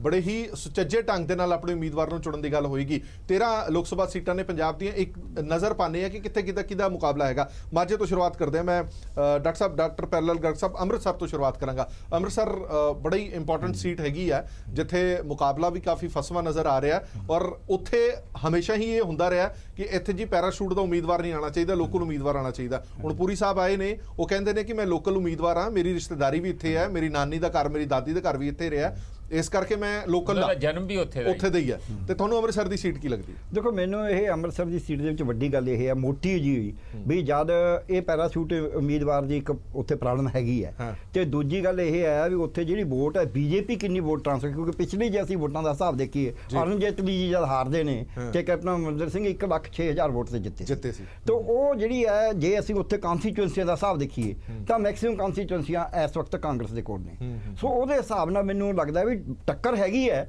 ਪਰ ਪਲੜਾ ਥੋੜਾ ਜਿਹਾ ਕਾਂਗਰਸ ਦਾ ਹੀ ਉੱਪਰ ਹੈ ਮੈਨੂੰ। ਠੀਕ ਹੈ। ਮੈਂ ਗੁਰਦਾਸਪੁਰ ਤੇ ਆਣਾ, ਕਿਉਂਕਿ ਗੁਰਦਾਸਪੁਰ ਸੀਟ ਬੜੀ ਅਹਿਮ ਸੀਟ ਹੈ। ਨਾ ਸਿਰਫ ਪੰਜਾਬ ਦੇ ਮੀਡੀਆ ਦਾ ਬਲਕਿ ਨੈਸ਼ਨਲ ਮੀਡੀਆ ਦਾ ਵੀ ਧਿਆਨ ਉੱਥੇ ਹੈ, ਕਿਉਂਕਿ ਉੱਥੇ ਇੱਕ ਸਟਾਰ ਸਨੀ ਦਿਓਲ ਜਿਹੜੇ ਇਲੈਕਸ਼ਨ ਲੜ ਰਹੇ ਨੇ। ਇਹ ਕਿਹਾ ਜਾਂਦਾ ਸੀਗਾ ਕਿ ਜਾਖੜ ਸਾਹਿਬ ਪਹਿਲਾਂ ਬੜੇ ਈਜ਼ੀਲੀ ਇਹ ਕਹਿ ਰਹੇ ਸੀ ਕਿ ਇਹ ਸੀਟ ਬੜੀ ਨਿਕਲ ਜਾਏਗੀ। ਜਦੋਂ ਅਨਾਉਂਸਮੈਂਟ ਸਨੀ ਦਿਓਲ ਦੀ ਹੋਈ ਹੈ ਤਾਂ ਉਹਨਾਂ ਨੂੰ ਫਿਕਰ ਵੀ ਪੈ ਗਈ ਹੈ ਕਿ ਇਹ ਸੀਟ ਕੱਢਣ ਲਈ ਹੁਣ ਮਿਹਨਤ ਕਰਨੀ ਪੈਣੀ ਹੈ ਜਾਂ ਸੀਟ ਬੜੀ ਫਸ ਗਈ ਹੈ। ਪ੍ਰਭਜੋਤ ਸਿੰਘ ਜੀ, ਗੁਰਦਾਸਪੁਰ ਬਾਰੇ ਤੁਹਾਡਾ ਕੀ ਸਿਨੈਰੀਓ? ਦੇਖੋ ਗੁਰਦਾਸਪੁਰ ਥੋੜੀ ਜਿਹੀ ਡਿਫਰੈਂਟ ਇਨ ਦਾ ਸੈਂਸ ਕਿ ਪਹਿਲਾਂ ਜੇ ਪੁਰਾਣਾ ਇਤਿਹਾਸ ਦੇਖੋ ਤਾਂ ਮਿਸਿਸ ਪਿੰਡਰ ਲਗਾਤਾਰ ਜਿੱਤਦੇ ਰਹੇ। ਫਿਰ ਜਦੋਂ ਲੋਕਾਂ ਨੂੰ ਵਿਸ਼ਵਾਸ ਹੋ ਗਿਆ ਕਿ ਫਿਲਮ ਸਟਾਰ ਸਾਡਾ ਚੰਗਾ ਕੰਮ ਕਰਦੇ ਰਹੇ ਨੇ, ਫਿਰ ਵਿਨੋਦ ਖੰਨਾ ਜਿੱਤਦੇ ਰਹੇ। ਤੇ ਫਿਰ ਜਦੋਂ ਉਹਨਾਂ ਦੀ ਡੈਥ ਹੋਣ ਤੋਂ ਬਾਅਦ ਬਾਈ ਇਲੈਕਸ਼ਨ ਹੋਈ ਤਾਂ ਕਾਂਗਰਸ ਜਿੱਤ ਗਈ। ਔਰ ਅੱਜ ਵੀ ਲੋਕਾਂ ਨੂੰ ਸ਼ਾਇਦ ਲੱਗਦਾ ਹੈ ਕਿ ਸਾਡੇ ਪੋਲੀਟੀਸ਼ੀਅਨ ਜੋ ਕਹਿੰਦੇ ਨੇ ਕਰਦੇ ਨਹੀਂ, ਤਾਂ ਕਿਉਂ ਨਾ ਇੱਕ ਨਵਾਂ ਫੇਸ ਟਰਾਈ ਕੀਤਾ ਜਾਵੇ। ਸੋ ਮੈਨੂੰ ਲੱਗਦਾ ਕਿ ਫਾਈਟ ਜ਼ਰੂਰ ਹੋਏਗੀ। ਜਿਹੜੀ ਮਾਰਜਨ ਨਾਲ ਜਾਖੜ ਸਾਹਿਬ ਬਾਈ ਇਲੈਕਸ਼ਨ ਜਿੱਤੇ ਸੀ, ਸ਼ਾਇਦ ਉਸ ਤਰ੍ਹਾਂ ਦਾ ਮੁਕਾਬਲਾ ਨਹੀਂ ਹੋਏਗਾ। ਮੁਕਾਬਲਾ ਸਿਨੈਰੀਓ ਵੀ ਨਹੀਂ ਉਸ ਤਰ੍ਹਾਂ ਦਾ, ਟਫ ਹੋਏਗਾ ਔਰ ਕਲੋਜ਼ ਹੋਏਗਾ। ਅੱਛਾ, ਇਸ ਗੱਲ ਦਾ ਵੀ ਥੋੜਾ ਜਿਹਾ ਫਰਕ ਪੈਂਦਾ ਹੈ ਜਿਹੜੀ ਸੱਤਾ ਧਿਰ ਹੋਵੇ, ਉਸ ਸੱਤਾ ਧਿਰ ਦੇ ਟਨਿਓਰ ਦੌਰਾਨ ਜੇ ਬਾਈ ਇਲੈਕਸ਼ਨ ਆਈ ਹੈ ਤਾਂ ਥੋੜਾ ਜਿਹਾ ਹੱਥ ਉੱਪਰ ਰਹਿੰਦਾ। ਉਹ ਤਾਂ ਹੁੰਦਾ ਹੀ ਹੈ। ਦੇਖੋ ਹਮੇਸ਼ਾ ਬਾਈ ਇਲੈਕਸ਼ਨ ਜਦੋਂ ਵੀ ਰੂਲਿੰਗ ਪਾਰਟੀ ਜਿਹੜੀ ਵੀ ਹੋਏਗੀ ਉਹਦੇ 51-49 ਚਾਂਸਸ ਪਹਿਲਾਂ ਹੀ ਬਣ ਜਾਂਦੇ ਨੇ। ਉਹ ਉਹਨਾਂ ਨੂੰ ਇਨਕਰੀਜ਼ ਕਰ ਲਿਆ ਜਾਂਦਾ, 60-40 ਹੋ ਜਾਂਦਾ, ਬਿਕਾਜ਼ ਰੂਲਿੰਗ ਪਾਰਟੀ ਦੇ ਸਾਰੀ ਪਾਵਰ ਝੋਂਕ ਦਿੱਤੀ ਜਾਂਦੀ ਹੈ ਕਿ ਉਹ ਆਪਣੀ ਸੱਤਾ ਦੇ ਸਮੇਂ ਵਿੱਚ ਕੋਈ ਬਾਈ ਇਲੈਕਸ਼ਨ ਹਾਰਨਾ ਨਹੀਂ ਚਾਹੁੰਦੇ। ਉਹ ਜੇ ਤੁਸੀਂ ਇਤਿਹਾਸ ਵੀ ਦੇਖੋਗੇ ਤਾਂ 90% ਸੀਟਾਂ ਰੂਲਿੰਗ ਪਾਰਟੀ ਹੀ ਬਾਈ ਇਲੈਕਸ਼ਨ ਜਿੱਤੀ ਰਹੀ ਹੈ। ਸੋ ਉਸ ਇਲੈਕਸ਼ਨ ਦੇ ਰਿਜ਼ਲਟ ਨੂੰ ਜਨਰਲ ਇਲੈਕਸ਼ਨ ਨਾਲ ਕੰਪੇਅਰ ਨਹੀਂ ਕੀਤਾ ਜਾ ਸਕਦਾ ਇੱਕ ਬਾਈ ਇਲੈਕਸ਼ਨ ਨੂੰ, ਬਿਕਾਜ਼ ਬਾਈ ਇਲੈਕਸ਼ਨ ਇੱਕ ਇਨ ਆਈਸੋਲੇਟਡ ਟੈਰੀਟਰੀ ਚ ਹੁੰਦੀ ਹੈ, ਸਾਰੀ ਸਟੇਟ ਚ ਨਹੀਂ, ਸਾਰੇ ਨਹੀਂ ਹੁੰਦੀ। ਤੇ ਉੱਥੇ ਸਾਰਾ ਫੋਕਸ ਸਾਰਾ ਧਿਆਨ ਉੱਥੇ ਲੱਗਿਆ ਹੁੰਦਾ। ਐਮੂਨੀਸ਼ਨ ਜਿਹੜਾ ਹੁੰਦਾ ਨਾ, ਆਪਾਂ ਕਹਿੰਦੇ ਆਮ ਦਾ ਐਮੂਨੀਸ਼ਨ ਟੋਟਲ ਇੱਕ ਜਗ੍ਹਾ ਤੇ ਫੋਕਸ ਹੁੰਦਾ। ਸੋ ਜਿਹੜਾ ਇਹ ਵਿਸ਼ਵਾਸ ਲੋਕਾਂ ਨੂੰ ਹੈਗਾ ਕਿ ਇੱਕ ਨਵੀਂ ਚੀਜ਼ ਨੂੰ, ਨਵੇਂ ਚੇਂਜ ਨੂੰ, ਜਿਵੇਂ ਕਿਸੇ ਵੇਲੇ ਆਪ ਨੂੰ ਲੋਕਾਂ ਨੇ ਚਾਂਸ ਦਿੱਤਾ ਸੀ, ਇੱਕ ਨਵੀਂ ਬਦਲਾਵ ਆਇਆ। ਸੋ ਇਸੇ ਤਰ੍ਹਾਂ ਅਜਮਾਈ ਪੋਲੀਟੀਸ਼ੀਅਨ ਤੋਂ ਬਾਅਦ ਇੱਕ ਨਵਾਂ ਫੇਸ ਸਿੰਸੀਅਰ ਫੇਸ ਲੋਕਾਂ ਨੂੰ ਲੱਗੇ ਤਾਂ ਡੈਫੀਨਿਟਲੀ ਉਹ ਫਰਕ ਪਾਏਗਾ ਔਰ ਕੰਟੈਸਟ ਬਣਾਏਗਾ। ਠੀਕ ਹੈ ਖਡੂਰ ਸਾਹਿਬ ਇੱਕ ਪੰਥਕ ਸੀਟ ਹੈਗੀ ਹੈ ਖਡੂਰ ਸਾਹਿਬ, ਉੱਥੇ ਮੁਕਾਬਲਾ ਬੜਾ ਦਿਲਚਸਪ ਦੇਖਿਆ ਜਾ ਰਿਹਾ ਕਿਉਂਕਿ ਬੜੀਆਂ ਸਾਰੀਆਂ ਸੀਟਾਂ ਅਜਿਹੀਆਂ ਨੇ ਜਿੱਥੇ ਆਮੋ ਸਾਹਮਣੇ ਦੀ ਟੱਕਰ ਹੈ। ਇੱਥੇ ਕਿਹਾ ਜਾ ਰਿਹਾ ਕਿ ਸ਼ਾਇਦ ਤਿਕੋਣੀ ਟੱਕਰ ਹੋ ਸਕਦੀ ਹੈ। ਪ੍ਰੋਫੈਸਰ ਮਨਜੀਤ ਸਿੰਘ ਨਹੀਂ ਸ਼ਾਇਦ ਨਹੀਂ, ਤਿਕੋਣੀ ਟੱਕਰ ਹੈਗੀ ਆ। ਸ਼ੁਰੂ ਵਿੱਚ ਤੇ ਪਰਮਜੀਤ ਕੌਰ ਖਾਲੜਾ ਜਿਹੜੇ ਆਪਾਂ ਨੇ ਜਾਣਦੇ ਆ ਕਿ ਜਸਵੰਤ ਸਿੰਘ ਖਾਲੜਾ ਜਿਹੜੇ ਹਿਊਮਨ ਰਾਈਟ ਐਕਟਿਵਿਸਟ ਆ ਸ਼ਹੀਦ ਹੋਏ ਉੱਥੇ, ਉਹਨਾਂ ਦੇ ਵਾਈਫ ਹੈਗੇ ਔਰ ਲੋਕਾਂ ਨੇ ਬਹੁਤ ਉਹਨਾਂ ਨੂੰ ਸਹਿਯੋਗ ਦਿੱਤਾ। ਉਹ ਸ਼ੁਰੂ 'ਚ ਜਿਹੜੇ ਟਕਸਾਲੀ ਹੈਗੇ ਬ੍ਰਹਮਪੁਰਾ ਉਹਨਾਂ ਨੇ ਉਹਨਾਂ ਨੂੰ ਅਪਰੋਚ ਕੀਤਾ ਜਿਵੇਂ ਉਹ ਕਹਿੰਦੇ ਆ ਕਿ ਮੈਡਮ ਨੂੰ, ਪਰ ਮੈਡਮ ਨੇ ਕਿਹਾ ਕਿ ਨਹੀਂ ਮੈਂ ਇਲੈਕਸ਼ਨ ਨਹੀਂ ਲੜਨੀ। ਉਦੋਂ ਬਾਅਦ ਖਹਿਰਾ ਸਾਹਿਬ ਨੇ ਅਪਰੋਚ ਕੀਤਾ ਤੇ ਹੋ ਸਕਦਾ ਖਹਿਰਾ ਸਿੰਘ ਦੀ ਅਪਰੋਚ ਜ਼ਿਆਦਾ ਪਰਸੂਏਸਿਵ ਹੋਵੇ ਤੇ ਉਹ ਇਲੈਕਸ਼ਨ ਲੜਨ ਲਈ ਤਿਆਰ ਹੋ ਗਏ। ਹੁਣ ਸਵਾਲ ਇਹ ਸੀ ਕਿ ਉਹ ਕਿਉਂਕਿ ਉਹ ਖਹਿਰਾ ਸਾਹਿਬ ਦੇ ਪੈਪ ਦੇ ਕੈਂਡੀਡੇਟ ਆ ਪੰਜਾਬ ਏਕਤਾ ਪਾਰਟੀ ਵੱਲੋਂ ਜੀ, ਤੇ ਬਾਕੀ ਪਾਰਟੀਆਂ ਨੂੰ ਖਾਸ ਕਰ ਟਕਸਾਲੀਆਂ ਨੂੰ ਜਿਹੜੇ ਜਿਨ੍ਹਾਂ ਦਾ ਉੱਥੇ ਲੋਕਲ ਇਨਫਲੂਐਂਸ ਵੀ ਹੈ, ਪ੍ਰਭਾਵ ਵੀ ਹੈ ਔਰ ਉਹਨਾਂ ਨੂੰ ਬੜੀ ਇਸ ਗੱਲ ਦੀ ਦਿੱਕਤ ਆਈ ਤੇ ਉਹਨਾਂ ਨੇ ਆਪਣੇ ਵੱਲੋਂ ਜੇ ਸਿੰਘ ਖੜਾ ਕਰਤਾ। ਹੁਣ ਜੇ ਸਿੰਘ ਜਿਹੜਾ ਤੁਹਾਨੂੰ ਪਤਾ ਹੀ ਹੈ ਉਹ ਕਹਿਣਗੇ ਕਿ ਮੈਂ ਤੇ ਹੁਣ ਮੈਨੂੰ ਖੜਾ ਪਹਿਲਾਂ ਨਾ ਕਰਦੇ, ਜੇ ਕੀਤਾ ਤੇ ਹੁਣ ਤੇ ਮੈਂ ਬੈਠਣਾ ਨਹੀਂ ਹੈ। ਪਰ ਇਵੈਂਚੁਅਲੀ ਉਹਨਾਂ ਦੇ ਉੱਤੇ ਪ੍ਰੈਸ਼ਰ ਇੰਨਾ ਬਣਿਆ ਪਬਲਿਕ ਦਾ ਹੋਰ ਲੋਕ ਓਪੀਨੀਅਨ ਦਾ ਕਿ ਇਹ ਪਰਮਜੀਤ ਕੌਰ ਦੇ ਹੱਕ ਦੇ ਵਿੱਚ ਤੁਹਾਨੂੰ ਜੇ ਸਿੰਘ ਨੂੰ ਹਟਾ ਲੈਣਾ ਚਾਹੀਦਾ ਔਰ ਉਹਨਾਂ ਨੇ ਹਟਾ ਲਿਆ। ਪਰ ਇੱਕ ਗੱਲ ਉੱਥੇ ਲਗਾਤਾਰ ਫਿਰ ਵੀ ਬਣੀ ਰਹੀ ਜਦ ਕਿ ਇਹ ਕਿ ਜੇ ਇਹ ਇੱਕ ਪਾਰਟੀ ਦੇ ਕੈਂਡੀਡੇਟ ਨਾਲੋਂ ਜੇ ਇੰਡੀਪੈਂਡੈਂਟ ਕੈਂਡੀਡੇਟ ਹੁੰਦੇ, ਕੱਲ ਵੀ ਮੈਨੂੰ ਕੁਝ ਮਿਲੇ ਸੀਗੇ ਜਥੇਦਾਰ ਕੇਵਲ ਸਿੰਘ ਜਿਹੜੇ ਆ ਉਹ ਕਹਿ ਹੀ ਰਹੇ ਸੀਗੇ ਕਿ ਫਿਰ ਤੇ 150% ਸੀ ਉਹਨਾਂ ਨੇ ਜਿੱਤ ਜਾਣਾ ਸੀ। ਮਤਲਬ ਇਸ ਕਿਸਮ ਦਾ ਇੱਕ ਪ੍ਰਭਾਵ ਹੈਗਾ। ਬਰਾੜ ਸਾਹਿਬ ਤੁਹਾਨੂੰ ਕੀ ਲੱਗਦਾ ਹੁਸ਼ਿਆਰਪੁਰ ਦੇ ਵਿੱਚ ਥੋੜੀ ਜਿਹੀ ਪਹਿਲਾਂ ਬੀਜੇਪੀ ਨੂੰ ਨਾਰਾਜ਼ਗੀ ਵੀ ਝੇਲਣੀ ਪਈ ਸੀਗੀ, ਵਿਜੇ ਸਾਂਪਲਾ ਹੋਰਾਂ ਦੀ ਟਿਕਟ ਕੱਟੀ ਗਈ ਸੀ, ਪਰ ਬਾਅਦ ਦੇ ਵਿੱਚ ਉਹ ਉੱਥੇ ਜਦੋਂ ਰੈਲੀ ਹੋਈ ਉਸ ਰੈਲੀ ਦੇ ਵਿੱਚ ਉਹ ਵੀ ਖੁਦ ਵੀ ਪਹੁੰਚੇ ਸਨ ਔਰ ਹੁਸ਼ਿਆਰਪੁਰ ਦਾ ਗੜ ਵੀ ਮੰਨਿਆ ਜਾਂਦਾ ਹੈ ਬੀਜੇਪੀ ਦਾ। ਅਜਿਹੀ ਸੀਟ ਦੇ ਵਿੱਚ ਤੁਹਾਨੂੰ ਲੱਗਦਾ ਕਿ ਬੀਜੇਪੀ ਨੂੰ ਟਫ ਟੱਕਰ ਮਿਲੇਗੀ? ਮੈਂ ਇਸ ਹੁਸ਼ਿਆਰਪੁਰ ਤੋਂ ਪਹਿਲਾਂ ਅੰਮ੍ਰਿਤਸਰ ਦੇ ਬਾਰੇ ਚ ਇੱਕ ਜੀ ਟਿੱਪਣੀ ਜੀ ਕਰਨਾ ਜ਼ਰੂਰ। ਮੇਰਾ ਖਿਆਲ ਆ ਸਭ ਤੋਂ ਬੈਸਟ ਚੋਣ ਪ੍ਰਚਾਰ ਜਿਹੜਾ ਨਾ 13 ਸੀਟਾਂ ਚੋਂ ਉਹ ਅੰਮ੍ਰਿਤਸਰ ਚ ਹੈ, ਕਿਉਂਕਿ ਪੁਰੀ ਨੇ ਉੱਥੇ ਆਪਣਾ ਵਿਜ਼ਨ ਦਿੱਤਾ ਹੈ ਕਿ ਮੈਂ ਅੰਮ੍ਰਿਤਸਰ ਲਈ ਆਹ ਕੁਝ ਕਰਾਂਗਾ। ਸ਼ਾਇਦ ਉੱਥੇ ਹੈ ਜਿੱਥੇ ਬੇਅਦਬੀ ਦਾ ਮੁੱਦਾ ਜਾਂ ਹੋਰ 84 ਦਾ ਮੁੱਦਾ ਉਹ ਬਿਲਕੁਲ ਨਹੀਂ ਉਠਾਇਆ ਉਹਨੇ ਸਿਰਫ ਡਿਵੈਲਪਮੈਂਟ ਵਿਕਾਸ ਤੇ ਕੀਤਾ।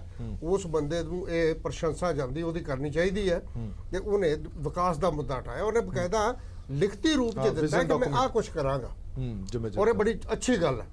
ਹੁਣ ਜਿੱਥੇ ਤੱਕ ਹੁਸ਼ਿਆਰਪੁਰ ਦਾ ਸੰਬੰਧ ਹੈ ਇਹਦੇ 'ਚ ਕੋਈ ਸ਼ੱਕ ਵਾਲੀ ਗੱਲ ਨਹੀਂ ਕਿ ਅਮੀਰਵਾਦ ਬਦਲਣ ਦੇ ਨਾਲ ਉਹਨੂੰ ਗੁੱਸਾ ਸੀ ਤੇ ਜਦੋਂ ਬੰਦੇ 'ਚ ਗੁੱਸਾ ਹੁੰਦਾ ਉਹ ਛੋਟੀ ਕਿਤੇ ਚਾਹੇ ਉਹ ਮੰਨ ਵੀ ਜਾਏ ਪਰ ਉਹ ਉਹਨਾਂ ਜ਼ੋਰ ਨਹੀਂ ਲਾਉਂਦਾ ਜਿੰਨਾ ਲੱਗਣਾ ਚਾਹੀਦਾ।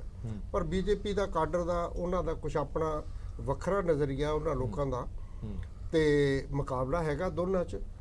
ਜਿਹੜਾ ਕਾਂਗਰਸ ਦਾ ਉਮੀਦਵਾਰ ਉਹ ਵੀ ਚੰਗਾ ਤਕੜਾ ਉਮੀਦਵਾਰ ਆ ਔਰ ਸੋਮ ਪ੍ਰਕਾਸ਼ ਵੀ ਕਾਫੀ ਤੁਹਾਨੂੰ ਉੱਥੇ ਕਿਧਰੇ ਕਿਉਂਕਿ ਬੜੀ ਚਰਚਾ ਰਹਿੰਦੀ ਹੈ ਕਿ ਤੀਜੀ ਧਿਰ ਵੀ ਹੋਣੀ ਚਾਹੀਦੀ ਹੈ, ਤੁਹਾਨੂੰ ਤੀਜੀ ਧਿਰ ਵਜੋਂ ਆਮ ਆਦਮੀ ਪਾਰਟੀ ਕਿਤੇ ਖੜੀ ਨਜ਼ਰ ਆਉਂਦੀ ਹੈ ਉੱਥੇ? ਦੇਖੋ ਆਮ ਆਦਮੀ ਪਾਰਟੀ ਦੇ ਮੇਰਾ ਸ਼ੁਰੂ ਤੋਂ ਹੀ ਇਹ ਰਿਹਾ ਹੈ ਕਿ ਸਵਾਏ ਸੰਗਰੂਰ ਤੋਂ ਹੁਣ ਲੋਕੀ ਜਿਹੜੇ ਬਠਿੰਡੇ ਦੀ ਸੀਟ ਬਾਰੇ ਕਈ ਗੱਲਾਂ ਕਰਦੇ ਇਸੇ ਕਰਕੇ ਕਰਦੇ ਨੇ ਕਿ 5 ਸੀਟਾਂ ਉਹਨਾਂ ਕੋਲੇ ਅਸੈਂਬਲੀ ਹਲਕੇ ਜਿਹੜੇ ਆਪ ਕੋਲ ਹੈ, ਲੇਕਿਨ ਜੋ 2017 ਚ ਆਪ ਦੀ ਪੋਜੀਸ਼ਨ ਸੀ ਜਾਂ ਜਿੰਨੀ ਮਾੜੀ ਹਾਲਤ ਅਕਾਲੀ ਦਲ ਦੀ ਉਸ ਵੇਲੇ ਸੀ ਉਹ ਦੋਨੇ ਹੀ ਗੱਲਾਂ ਇਸ ਵੇਲੇ ਸਟੈਂਡ ਨਹੀਂ ਕਰਦੀਆਂ। ਨਾ ਤਾਂ ਆਪ ਉਸ ਤਰ੍ਹਾਂ ਜਗ੍ਹਾ ਤੇ ਸਟੈਂਡ ਕਰਦੀ ਹੈ ਤੇ ਨਾ ਹੀ ਅਕਾਲੀਆਂ ਦੀ ਉਨੀ ਬੁਰੀ ਹਾਲਤ ਹੈ ਜਿੰਨੀ 2017 ਦੀ ਅਸੈਂਬਲੀ ਚੋਣਾਂ ਸਮੇਂ ਸੀ।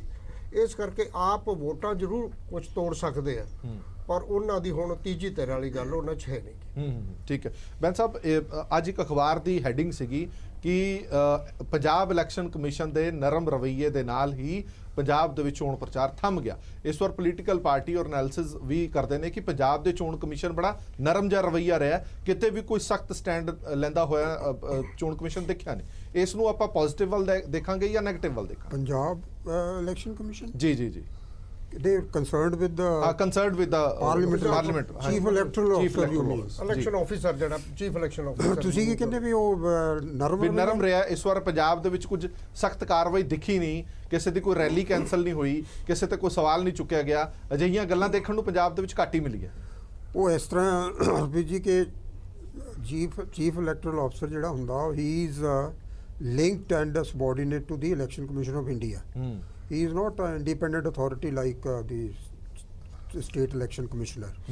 whatever guidance, whatever instructions are received from the Election Commission of India, he is guided by that. Okay ਇਸ ਕਰਕੇ ਉਹਦੇ ਕੋਲ ਰੋਲ ਆਪਣਾ ਓਰੀਜਨਲ ਅਥਾਰਟੀ ਨਹੀਂ ਹੈ। Original authority with the Election Commission of India, ਔਰ ਜੋ ਕੰਪਲੇਂਟ ਆਉਂਦੀ ਹੈ ਉਹਦੀ ਪ੍ਰੀਲਿਮਿਨਰੀ ਇਨਕੁਆਇਰੀ ਕਰਕੇ ਹੀ forwards it to Election Commission of India. They take a view on his recommendation, then decide what action should be taken. ਇਸ ਕਰਕੇ he doesn't have free hand in deciding matters in the cases of complaints. ਅੱਛਾ ਇੱਕ ਗੱਲ ਵੈਂਸਾ ਮੈਂ ਤੁਹਾਡੇ ਤੋਂ ਜਲਦੀ ਪੁੱਛਣਾ ਚਾਹਨਾ, ਬੜੇ ਸਾਰੇ ਉਮੀਦਵਾਰਾਂ ਨੇ ਇਹ ਕਿਹਾ ਕਿ ਸਾਡੇ ਏਰੀਆ ਨੂੰ ਸੈਂਸਿਟਿਵ ਲਾਣਾ ਜਾਵੇ। ਬਠਿੰਡੇ ਦੀ ਵੀ ਗੱਲ ਹੋਈ, ਗੁਰਦਾਸਪੁਰ ਦੀ ਵੀ ਗੱਲ ਹੋਈ।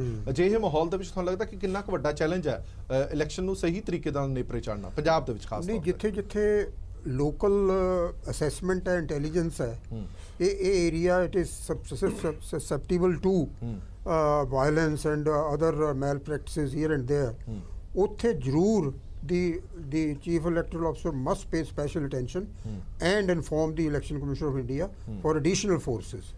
ਔਰ ਜਿੱਥੇ ਜਿੱਥੇ ਚਾਹੀਦਾ ਉੱਥੇ ਬਹੁਤ ਜ਼ਰੂਰੀ ਹੈ, ਕਿਉਂਕਿ ਪੋਲੀਟੀਸ਼ੀਅਨਸ ਕਈ ਜਗ੍ਹਾ ਡੋਸਾਈਲ ਨੇ, ਕਈ ਜਗ੍ਹਾ ਵੈਰੀ ਵੋਸੀਫਰਸ ਐਗਰੈਸਿਵ। ਇਸ ਕਰਕੇ they must cater to the need of the area and it's a very reasonable demand if sensitive areas are attended to more on priority basis. ਠੀਕ ਹੈ, ਮੇਰੀ ਵੀ ਇੱਕ ਮਿੰਟ ਜੀ ਜੀ, ਮੇਰੀ ਵੀ ਮੁੱਖ ਚੋਣ ਅਧਿਕਾਰੀ ਨਾਲ 3-4 ਦਫਾ ਜੀ ਕੁਝ ਇਸ਼ੂ ਦੇ ਬਾਰੇ ਚ ਅਸੀਂ ਗੱਲਬਾਤ ਮੈਂ ਕੀਤੀ। ਟੂ ਬੀ ਫਰੈਂਕ, ਮੈਨੂੰ ਵੀ ਇਹ ਮਹਿਸੂਸ ਹੋਇਆ ਕਿ ਉਹ ਜਿਹੜਾ ਨਾ ਉਹਨਾਂ ਦਾ ਸੌਫਟ ਐਟੀਟਿਊਡ ਹੈ ਜਿਹੜਾ ਉੱਥੇ ਨਹੀਂ ਹੋਣਾ ਚਾਹੀਦਾ ਸੀ।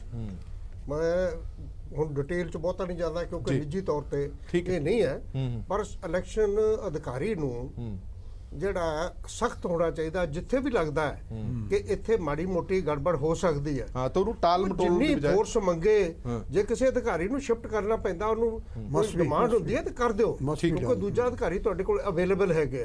ਇਸ ਕਰਕੇ ਸਟ੍ਰਿਕਟ ਨਹੀਂ ਕਰ ਚਾਹੀਦਾ, ਕੋਸ਼ਿਸ਼ ਹੋਣੀ ਚਾਹੀਦੀ ਹੈ ਕਿ ਘੱਟੋ ਘੱਟ ਚੋਣ ਹੋਵੇ, ਲੋਕੀ ਕਹਿਣ ਵੀ ਵਾਕਿਆ ਹੀ ਇਹ ਚੋਣ ਨਿਰਪੱਖ ਤੇ ਬਿਨਾਂ ਡਰ ਤੋਂ ਹੋਈ ਹੈ, ਕਿ ਤਾਂ ਹੀ ਅਸੀਂ ਕਾਮਯਾਬ ਹੋਵਾਂਗੇ। ਠੀਕ ਹੈ, ਪ੍ਰਭਜੋਤ ਸਿੰਘ ਜੀ, ਅਨੰਦਪੁਰ ਸਾਹਿਬ ਸੀਟ ਨੂੰ ਕਿਸ ਤਰ੍ਹਾਂ ਦੇਖਦੇ ਹੋ? ਅਨੰਦਪੁਰ ਸਾਹਿਬ ਸੀਟ ਮੁਕਾਬਲਾ ਤਾਂ ਟਫ ਹੈ ਡੈਫੀਨਿਟਲੀ, ਬਟ ਉਹਦੇ ਚ ਦੋ ਗੱਲਾਂ ਬੜੀਆਂ ਵੱਡੀਆਂ ਨੇ। ਇੱਕ ਗੱਲ ਇਹ ਹੈ ਕਿ ਮਨੀਸ਼ ਤਿਵਾੜੀ ਲਈ ਇਹ ਪਹਿਲੀ ਵਾਰੀ ਉਹ ਲੜ ਰਹੇ ਨੇ ਇੱਥੋਂ ਅਨੰਦਪੁਰ ਸਾਹਿਬ ਤੋਂ। ਪਿਛਲੀ ਪਹਿਲਾਂ ਉਹ ਲੁਧਿਆਣਾ ਤੋਂ MP ਰਹਿ ਚੁੱਕੇ ਨੇ, ਬਿਲੋਂਗ ਉਹ ਚੰਡੀਗੜ੍ਹ ਨੂੰ ਕਰਦੇ ਨੇ, ਔਰ ਮੁਕਾਬਲੇ ਚੰਦੂ ਮਾਜਰਾ ਸਾਹਿਬ ਨੇ। ਔਰ ਜੇ ਇੱਥੋਂ ਮਿਸਿਸ ਸੋਨੀ ਲੜਦੇ ਤਾਂ ਸ਼ਾਇਦ ਕਾਂਗਰਸ ਲਈ ਕੁਝ ਡਿਫਰੈਂਟ ਹੁੰਦੀ ਸਿਚੁਏਸ਼ਨ। ਹੁਣ ਮਨੀਸ਼ ਤਿਵਾੜੀ ਕਿੰਨਾ ਐਕਸੈਪਟੇਬਲ ਹੋ ਜਾਂਦੇ ਨੇ ਅਨੰਦਪੁਰ ਸਾਹਿਬ ਵਿੱਚ, being an outsider, and also because Anandpur Sahib ਸਿੱਖੀ ਨਾਲ ਬਹੁਤ ਜੁੜਿਆ ਹੋਇਆ ਇਲਾਕਾ ਹੈ। ਸਿੱਖੀ ਨਾਲ ਜੁੜਿਆ ਹੋਣ ਕਰਕੇ ਇੱਕ ਨੌਨ ਸਿੱਖ ਕੈਂਡੀਡੇਟ ਦਾ ਹੋਣਾ ਵੀ ਥੋੜਾ ਜਿਹਾ ਡਿਸਐਡਵਾਂਟੇਜ ਜ਼ਰੂਰ ਹੋਏਗਾ ਮਨੀਸ਼ ਤਿਵਾੜੀ ਨੂੰ। ਲੇਕਿਨ ਇਸ ਇਲਾਕੇ ਵਿੱਚ ਕਾਂਗਰਸ ਦੀ ਸੇਵ ਵੀ ਕਾਫੀ ਚੰਗੀ ਹੈ, ਹੋਲਡ ਵੀ ਕਾਫੀ ਚੰਗਾ। ਜੇ ਤੁਸੀਂ ਪਿਛਲੇ ਰਿਜ਼ਲਟਸ ਵੀ ਦੇਖੋਗੇ ਤਾਂ ਪਹਿਲਾਂ ਰਵਨੀਤ ਬਿੱਟੂ ਵੀ ਉੱਥੋਂ MP ਰਹਿ ਚੁੱਕੇ ਨੇ, ਜਿਹੜੇ ਹੁਣ ਬਾਅਦ ਚ ਲੁਧਿਆਣੇ ਚਲੇ ਗਏ। ਸੋ ਮੁਕਾਬਲਾ ਟਫ ਹੈ, ਇਟ ਕੈਨ ਗੋ ਆਈਦਰ ਵੇ, ਦੋਵੇਂ ਪਾਸੇ ਦਾ ਵੱਲ ਹੋ ਸਕਦਾ। ਠੀਕ ਹੈ, ਸੰਗਰੂਰ ਸੀਟ ਬੜੀ ਅਹਿਮ ਹੈਗੀ ਹੈ, ਖਾਸ ਤੌਰ ਤੇ ਆਮ ਆਦਮੀ ਪਾਰਟੀ ਦੇ ਲਈ। ਇਹ ਕਿਹਾ ਜਾ ਰਿਹਾ ਕਿ ਆਮ ਆਦਮੀ ਪਾਰਟੀ ਦਾ ਸਾਰਾ ਟੇਕ ਹੀ ਉਸ ਸੀਟ ਤੇ ਲੱਗਿਆ ਹੋਇਆ। ਭਗਵੰਤ ਮਾਨ ਪ੍ਰਚਾਰ ਦੇ ਵਿੱਚ ਲੱਗੇ ਹੋਏ ਨੇ ਜ਼ੋਰਾਂ ਸ਼ੋਰਾਂ ਦੇ ਨਾਲ। ਪੈਰਲ ਗਰਗ ਸਾਹਿਬ, ਸੰਗਰੂਰ ਤੋਂ ਤੁਹਾਨੂੰ ਕੀ ਲੱਗਦਾ ਤਿਕੋਣਾ ਮੁਕਾਬਲਾ ਇਸ ਸੀਟ ਤੇ ਤਾਂ ਕਹਿ ਸਕਦੇ? ਸੰਗਰੂਰ ਦੇ ਵਿੱਚ ਤਾਂ ਸਾਹਮਣੇ ਸਿੱਧਾ ਹੀ ਤਿਕੋਣਾ ਮੁਕਾਬਲਾ ਹੈ, ਇਹ 'ਚ ਕੋਈ ਦੋ ਰਾਏ ਨਹੀਂ ਹੈਗੀਆਂ। ਜੇ ਅਸੀਂ ਦੇਖੀਏ, ਕਿਉਂਕਿ ਆਪ ਨੂੰ ਜਿਹੜੀ ਬਰਨਾਲੇ ਚੋਂ ਆਪ ਨੇ ਜਿੱਤੀਆਂ ਹੋਈਆਂ ਨੇ ਸੀਟਾਂ, ਤੇ ਉਹ ਬਰਨਾਲੇ ਵਾਲੇ ਉਹਨਾਂ ਦੇ ਟੁੱਟੇ ਵੀ ਨਹੀਂ ਹੋਏ ਉਹਨੇ। ਤੇ ਪਰ ਇੱਕ ਗੱਲ ਹੈ, ਦੂਜੇ ਪਾਸੇ ਜਿਹੜਾ ਕੇਵਲ ਸਿੰਘ ਢਿੱਲੋਂ ਹੈ ਤੇ ਉਹ ਵੀ ਤਕੜਾ ਉਮੀਦਵਾਰ ਹੈ, ਤੇ ਜਿਹੜਾ ਪਰਮਿੰਦਰ ਸਿੰਘ ਢੀਂਡਸਾ ਹੈ ਉਹ ਵੀ ਬਹੁਤ ਤਕੜਾ ਉਮੀਦਵਾਰ ਹੈ। ਤੇ ਢੀਂਡਸਾ ਸਾਹਿਬ ਆਪ MP ਰਹੇ ਨੇ, ਰਾਜ ਸਭਾ ਦੇ MP ਰਹੇ ਨੇ, ਬਹੁਤ ਸਾਰੇ ਕੰਮ ਕਰੇ ਨੇ। ਢੀਂਡਸਾ ਸਾਹਿਬ ਬੜੇ ਮਿੱਠ ਬੋਲੜੇ ਵੀ ਜਾਣੇ ਜਾਂਦੇ ਨੇ। ਸੋ ਇਹਨਾਂ ਤਿੰਨਾਂ ਦਾ ਬੜਾ ਮੁਕਾਬਲਾ ਹੈ। ਜੇ ਪੈਸੇ ਦੇ ਹਿਸਾਬ ਨਾਲ ਦੇਖੀਏ ਤਾਂ ਦੋ ਵੰਡੇ ਪੈਸੇ ਦੇ ਹਿਸਾਬ ਨਾਲ ਵੀ ਬੜੇ ਤਕੜੇ ਨੇ।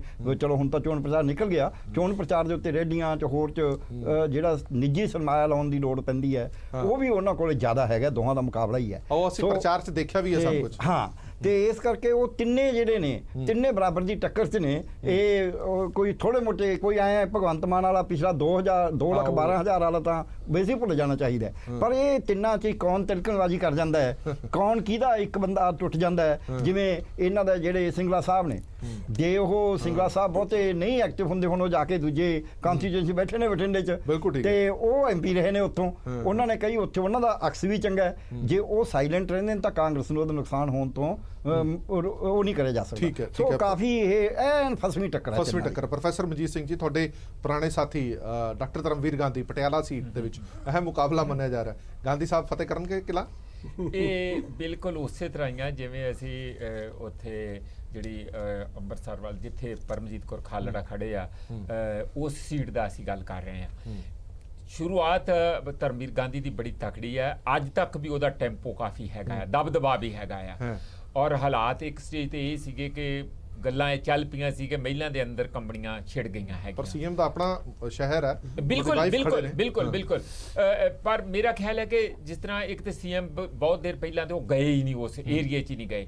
ਔਰ ਧਰਮਵੀਰ ਗਾਂਧੀ ਨੇ ਬੜੀ ਮੱਚ ਇਨ ਐਡਵਾਂਸ ਆਪਣੀ ਕੰਪੇਨ ਛੱਡ ਦਿੱਤੀ ਸੀ, ਛੇੜ ਦਿੱਤੀ ਸੀਗੀ। ਔਰ ਉਹਨਾਂ ਦੀ ਧਰਮਵੀਰ ਗਾਂਧੀ ਦਾ ਇੱਕ ਆਪਣਾ ਉੱਥੇ ਲੋਕਾਂ ਨਾਲ ਕੰਟੈਕਟ ਵੀ ਹੈਗਾ, ਉਹ ਸਿਟਿੰਗ MP ਵੀ ਹੈਗੇ ਔਰ ਉਹਨਾਂ ਨੇ ਕੰਮ ਵੀ ਕੀਤਾ ਹੈਗਾ। ਔਰ ਉਹਨਾਂ ਦਾ ਇੱਕ ਮੇਰਾ ਖਿਆਲ ਹੈ ਸਾਰੀ PDA 'ਚੋਂ ਇੱਕ ਉਹਨਾਂ ਦਾ ਇੱਕ ਚੰਗਾ ਇੱਕ ਆਪਣਾ ਸਥਾਨ ਹੈਗਾ, ਲਗਾਤਾਰ ਮੀਡੀਆ ਦੇ ਵਿੱਚ ਆਪਣਾ ਸਥਾਨ ਨੂੰ ਉਹ ਕਲੇਮ ਵੀ ਕਰਦੇ ਰਹੇ।